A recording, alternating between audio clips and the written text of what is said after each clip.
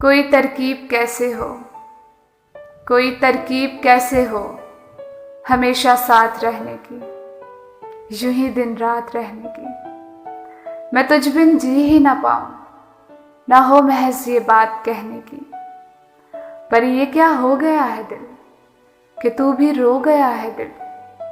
वो कुर्बतों की राहतें, वो ख्वाब जैसी सातें, वो लम्से नौ मौलूद सी रूह परवर नवाजिशें, ये धड़कनों की साजिशें। वो उसका जानिसार हो जाना, खुशी का बेशुमार हो जाना, बार बार फिर उसी से प्यार हो जाना। ये सारे लम्हे छुप छुप के जो तूने चुराए हैं, तू जानता था कि ये पराए हैं। फिर क्यों ये तमाशा है कि दर्द बेतहाशा है।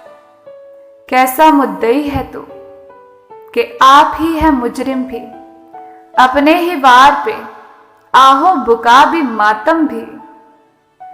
तेरी नादानियों की तरतीब कैसे हो, खुद ही बता कि कोई तरकीब कैसे हो।